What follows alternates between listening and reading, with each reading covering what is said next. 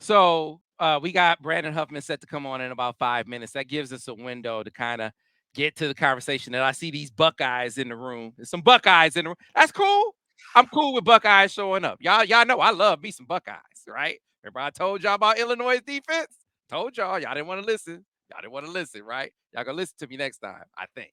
Anyway, recruiting wise, Michigan and Ohio is different.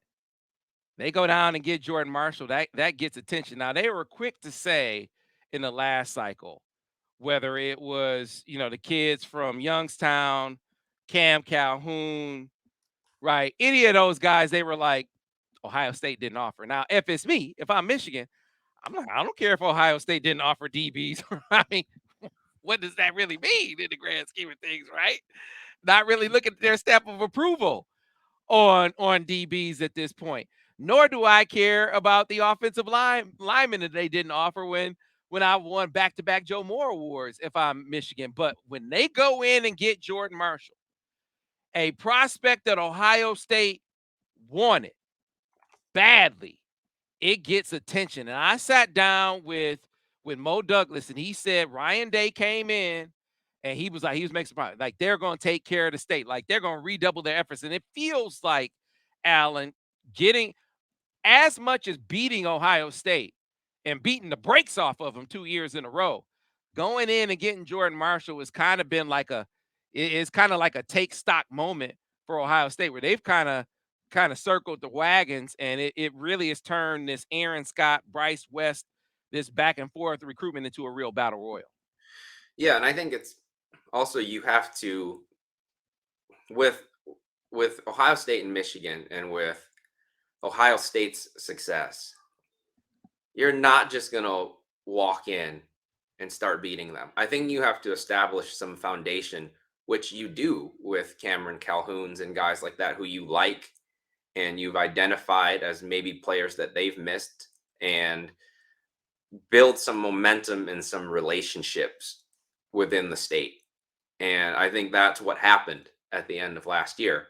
And I think some of those guys, like Jason Hewlett in particular and DJ Waller, are going to be really good players. And so it's not like you're just doing that to get into the state of Ohio, but I think that it's necessary to do that first. And then now you see where that's translating into some victories. And also, I think in recruiting too, I always say this, we focus a lot on who do you get, who do you get to commit, who do you get to sign.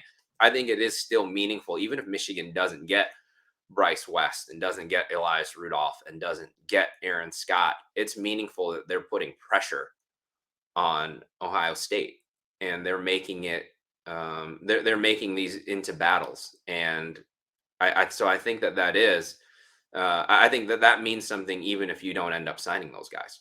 Yeah, man. So my perception, and you tell me where you've been with this. I felt like maybe in the early portion of the year that Michigan was trending up with Bryce West, not so much with Aaron Scott in the race, but not as much. And then I felt like as we got into the spring and Aaron Scott gets on campus and Bryce West gets back on Ohio State's campus, it sort of felt like the pendulum swung in opposite directions where Michigan started trending up with Aaron Scott and Ohio State started trending up with Bryce West. Now, make no mistake, Ohio State could very well get them both. I mean, it's to land Aaron Scott would be gigantic considering he comes from an Ohio State family. He was very, very clear about that, but he was also very, very clear about liking Michigan's scheme more, liking Michigan's performance in the secondary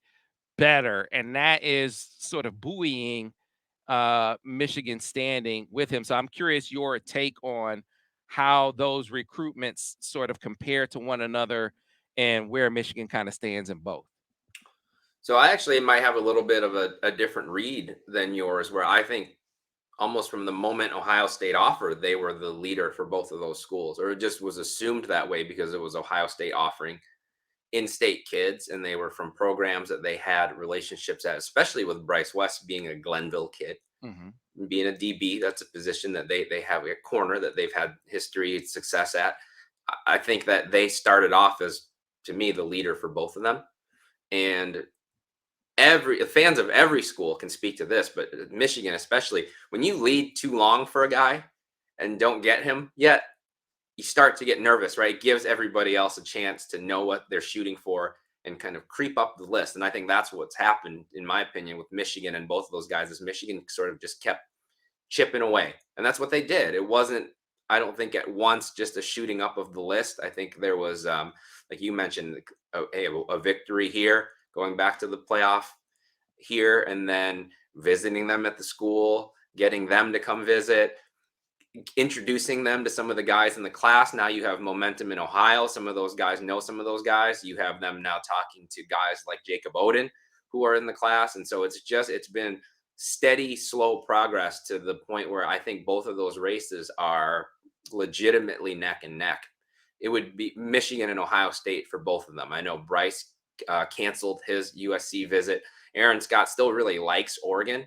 I can't see him picking Oregon over the two Midwest schools right now. So I think it's Ohio State or Michigan for both of those guys in all likelihood. And I think that it's a legitimate neck and neck race where at one time that was not the case. So don't misunderstand me. I don't think that Michigan led for either of these guys from the beginning.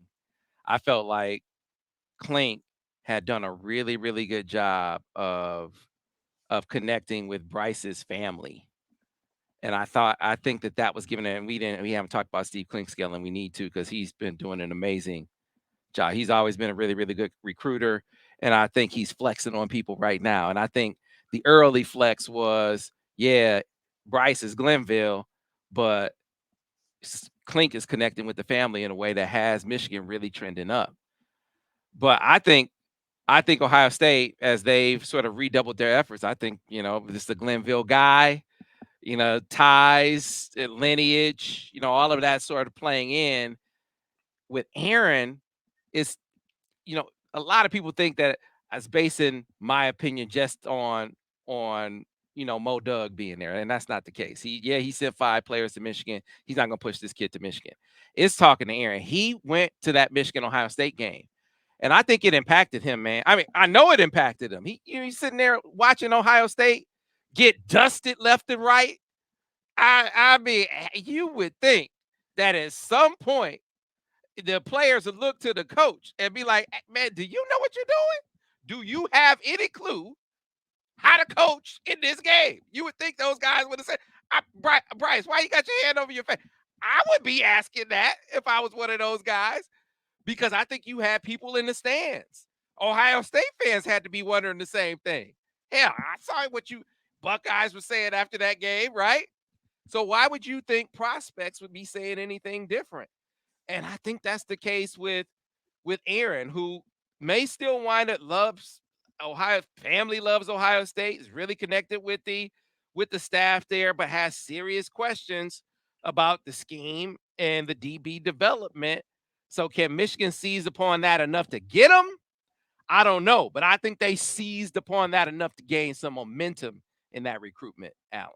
Yes, what you just said there, 100% accurate. I think they've, and it looks like Imarion just went.